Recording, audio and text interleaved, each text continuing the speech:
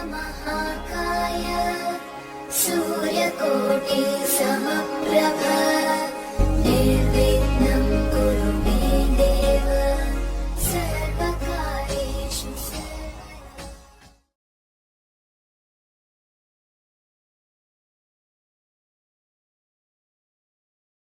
मेरे बहुत ही प्रिय और बेहद सम्मानित साथियों, हृदय की असीम गहराइयों से बहुत बहुत अभिनंदन, बहुत बहुत स्वागत। साथियों, आज का ये एपिसोड थोड़ा सा खास है। दरअसल हमारे जो नियमित एपिसोड होते हैं वो कहीं ना कहीं शादी, विवाह, दाम्पत्य जीवन, तलाक, इसके इर्द गिर्द घूमते हैं। आज कुछ चिंतित माता पिता जो कि अपने बच्चे का सुरक्षित भविष्य चाहते हैं, उनके कुछ कमेंट्स, उनके कुछ निवेदन को मानते हुए आज का एपिसोड हमने बनाया है।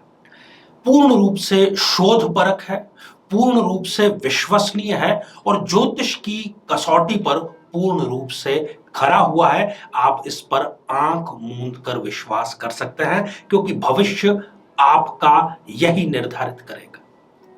जो विषय आप 10वीं कक्षा के बाद में चयन करते हैं, निसंदेह वो आपको 4-5 साल या कई बार अधिक समय तक पढ़ना है और उसके बाद में उस विषय से संबंधित ही व्यापार या नौकरी आपको करनी है। साथियों, आज एक ऐसा डिसीजन जो कि हमारे भविष्य को निर्धारित करता है, वो आप लेने वाले हैं। तो इसके लिए आप अपनी जन्म पत्रिका स्वयं उठा करके, जो बच्चे हैं यदि वो ज्यादा इस बारे में नहीं समझते हैं तो ये दारोमदार उनके माता पिता के कंधों पर है। कुंडली आप अपने हाथ में तैयार रखिए। यदि आपके घर में भी कोई बच्चा 10वीं के बाद में खास तौर पर, या चलिए 12वीं के बाद में भी वो विषय का चयन नहीं कर पा रहा है, तो ये एपिसोड आपके बेहद बेहद काम का है। साथियों, इस पर हम चर्चा करें इससे पहले एक बेहद जरूरी सूचना कि हम हमारे प्रत्येक एपिसोड के अंत में किसी न किसी जातक के प्रश्न का उत्तर देते हैं और ये प्रश्न हमें प्राप्त होते हैं आप लोगों के ही द्वारा YouTube कमेंट के माध्यम से। जब भी आप अपना कमेंट लिखना चाहें, उससे ठीक पहले #आचार्य चंद्रकांत इस शब्द का प्रयोग जरूर करें और साथ ही बेहद आसान सा प्रश्न जो आपके ज्योतिष ज्ञान को बढ़ाएगा, इसी एपिसोड से संबंधित है, इसी एपिसोड के अंत में आपसे पूछा जाएगा, उसका सही उत्तर साथ में लिखा होना जरूरी है। साथियों, मैं स्वयं एक शिक्षक रहा हूं और महाविद्यालय में पढ़ाते समय, खास तौर पर जब प्रथम वर्ष के विद्यार्थियों को मैं पढ़ाता था, तब पहली कक्षा में मैं उनसे एक प्रश्न पूछता था कि ये जो विषय है ये आपने क्यों चयन किया है। और यकीन मानिए 99.9% विद्यार्थी इसका सटीक उत्तर नहीं दे पाते थे। किसी का उत्तर होता था कि मेरे जो खास दोस्त हैं उसने ये सब्जेक्ट लिया तो भी मैंने ये सब्जेक्ट ले लिया।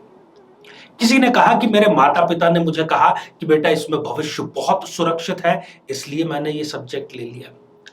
किसी ने चलिए ये भी कहा कि मेरी इसमें रुचि थी। ये एक हालांकि अच्छा पॉइंट है, थोड़ा सा संतुष्टिजनक है। और कुछ तो इतने चौंकाने वाले थे उत्तर कि आप आश्चर्यचकित रह जाएंगे कि मैं जो विषय लेने वाला था वो कॉलेज यहां से बहुत दूर पड़ता है, ये मेरे घर के नजदीक कॉलेज मुझे मिल रहा था, इसमें ये विषय थे तो मैंने ये ले लिए। अब ऐसा यदि महत्वपूर्ण निर्णय जो कि आपके भविष्य को निर्धारित करता है, वो इस प्रकार के हास्यास्पद कारणों को देख करके आप लेंगे तो फिर भविष्य कैसा निर्मित होगा। और यही कारण है कि हम देखते हैं कि आदमी 5-7 साल तक डॉक्टरी की पढ़ाई पढ़ता है और फिर वो सिविल सर्विस में चला जाता है। वो जीवन भर अब किसी का इलाज तो नहीं कर रहा, तो उसने किसी की सीट भी बर्बाद की और अपना समय भी बर्बाद किया। फिर वो मेडिकल की पढ़ाई पढ़ने के बाद में history, political science, public administration लेकर के और सिविल सर्विस में वो अपीयरेंस कर रहा है। कई तो ऐसे हैं जो सब्जेक्ट में 1-2 साल पढ़ लेते हैं, उसके बाद में उनको लगता है कि ये मैंने गलत चयन कर लिया। तो ज्योतिष हमें ये माध्यम जब प्रदान कर रहा है, ये सुविधा हमें प्रदान कर रहा है कि हम अपनी जन्म पत्रिका से किसी ऐसे विषय का चयन कर सकते हैं जो कि हमें एक उज्जवल भविष्य प्रदान करता है, तो क्यों नहीं उसका फायदा उठाया जाता। साथियों, करियर से संबंधित ज्योतिष के जितने भी पक्ष हैं उसको लेकर के हमने एक प्लेलिस्ट बना रखी है। यहां पर हम आई बटन में उसका लिंक भी दे रहे हैं ताकि आप उसको विस्तार से जान सकें। तो आइए साथियों, बिना किसी देरी किए जन्म पत्रिका के माध्यम से विषय चयन के इस विषय को आसानी से समझने का प्रयास करें। साथियों, ये जो आप स्क्रीन पर जन्म पत्रिका देख रहे हैं, ये एक खाली जन्म पत्रिका है। किसी भी लग्न, किसी भी राशि की ये जन्म पत्रिका हो सकती है। जब विद्यार्थी जीवन में विषय चयन का प्रश्न आता है तब हमें 2-3 चीजें खास तौर पर देखनी होती है। इस व्यक्ति का जन्म लग्न क्या है, इसका सूर्य लग्न क्या है, इसका चंद्र लग्न क्या है, पंचम भाव में कौन कौन बैठे हैं, चतुर्थ और द्वादश भाव क्या क्या है।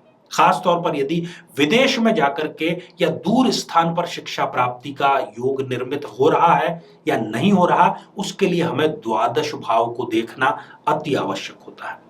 खैर, आज इस एपिसोड में हम सबसे महत्वपूर्ण भाव विद्यार्थी के दृष्टिकोण से, विषय चयन के दृष्टिकोण से, वो चर्चा हम आज सीमित रखेंगे पंचम भाव पर, क्योंकि पंचम भाव जो है वो विद्या का भाव है। विद्या, बट नेचुरल सी बात है कि जो आपने विषय चयन किया है उसी की आप विद्या प्राप्त करेंगे और उस विद्या के माध्यम से आपको अपने रोजगार की तलाश करनी होगी। अब हालांकि आजकल विषय बहुत ज्यादा हो गए हैं, फिर भी हम इसका सब डिवीजन बहुत ही कम हिस्सों में करेंगे, एक एक करके। सबसे पहले हम बात करते हैं विज्ञान के जितने विषय हैं या मैनेजमेंट के जितने विषय हैं। खास तौर पर मैं यहां पर विज्ञान की चर्चा जरूर करना चाहूंगा, विज्ञान विषयों की। यदि पंचम भाव में सूर्य, मंगल, शुक्र या चंद्रमा, इनमें से कोई स्थित हो या फिर इस भाव पर इन ग्रहों में से किसी की भी दृष्टि पड़ रही हो, तो ऐसे व्यक्ति को विज्ञान के विषयों का चयन करना चाहिए। ऐसा चयन करना उसके लिए सुरक्षित भी है और उसके लिए एक अच्छे करियर में ये एक सीढ़ी का कार्य करेगा। ये तो हो गई पहली बात। अब बात करते हैं कला विषयों की। साथियों, यदि इसी पंचम भाव में गुरु, शनि या राहु, इनमें से कोई अवस्थित है या इनमें से किसी भी ग्रह की दृष्टि इस पंचम भाव पर यदि पड़ रही है, तब ऐसे व्यक्ति को कला विषय लेना चाहिए। इसका पढ़ना, पढ़ाना और आगे इससे जुड़े हुए विषय में उसका भविष्य एकदम सुनिश्चित रूप से सुरक्षित रहेगा, उज्जवल रहेगा। साथियों, बात कॉमर्स या वाणिज्य विषय की, व्यापार से संबंधित यह है, तो बुध की भूमिका तो यहां पर अवश्य ही होगी। यदि बुध या केतु प्रत्यक्ष रूप से या तो यहां पर विराजमान है या यहां पर वो दृष्टिपात कर रहे हैं, तब ऐसे व्यक्ति को कॉमर्स विषय का चयन करना सुरक्षित रहता है। उज्जवल भविष्य के लिए बहुत ही आसान साधन हो जाता है। साथियों, बात किसी न किसी और प्रकार से टेक्निकल विषय की या कंप्यूटर फील्ड की। यदि बुध पंचम भाव में विराजमान है या यहां पर किसी न किसी प्रकार से वो दृष्टिपात कर रहा है, तब ऐसे व्यक्ति को टेक्निकल विषय बहुत ही सूट करेंगे और वो आगे इसमें बहुत तेज गति से बढ़ेगा। अब साथियों, हम बात करते हैं कि यदि आप शिक्षा के क्षेत्र में अच्छे शिक्षक बनना चाहते हैं, चाहे आप स्कूल में पढ़ाना चाहें, कॉलेज में, विद्यालय में, महाविद्यालय में, जहां पर भी, या फिर विधि का क्षेत्र, ये दोनों मिला जुला है, इसके लिए आपको गुरु की स्थिति जरूर देखनी होगी।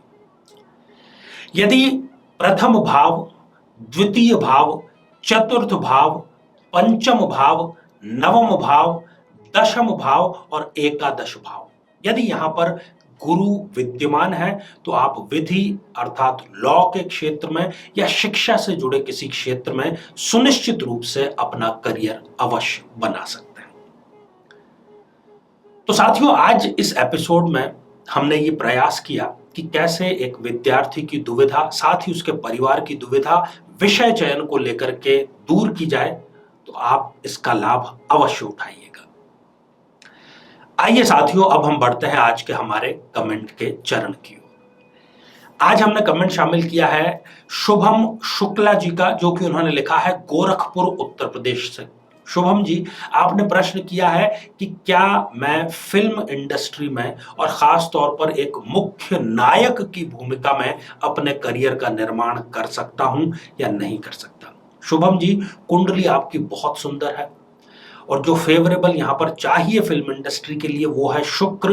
वो आपके लग्नेश भी हो गए तुला लग्न में और चतुर्थ स्थान पर आकर के विराजमान भी हो गए। और तीसरा और सबसे बड़ा प्लस पॉइंट हो गया उसकी डिग्री वाइज जो बलाबल है वो 17 डिग्री का बहुत अच्छा स्थिति में आपके विराजमान है। परंतु थोड़ा सा आपको अभी इंतजार यहां पर करना अवश्य ही चाहिए। जून 2024 के बाद ही आपको इसके लिए प्रयास करना चाहिए। उससे पहले आप अपनी प्रतिभा जो है वो अपने ही स्तर पर निखारने का प्रयास जरूर करें। हो सके तो आप गुरुवार का व्रत अवश्य करें। ढेर सारी आपको शुभकामनाएं। तो साथियों, अब आज का बेहद ही आसान सा प्रश्न। आज हमने विषय चयन के बारे में चर्चा की। तो विषय चयन में सबसे महत्वपूर्ण भाव कौन सा भाव होता है, यही आज का प्रश्न है। साथियों, आप सभी स्वस्थ, समृद्ध और शांतिपूर्वक जीवन व्यतीत करें। नमस्कार। जीवन में किसी समस्या का सामना कर रहे हैं, जैसे कि शादी में देरी होना, पति पत्नी में मनमुटाव या तलाक तक की नौबत आ जाना, संतान का प्राप्त न हो पाना, नौकरी या धन प्राप्ति में बाधा आना, जीवन के प्रत्येक क्षेत्र में किसी न किसी प्रकार की बाधा आना, तो आज ही अपनी जन्म पत्रिका का संपूर्ण विश्लेषण करवाएं और पाएं समस्या से सदैव के लिए मुक्ति।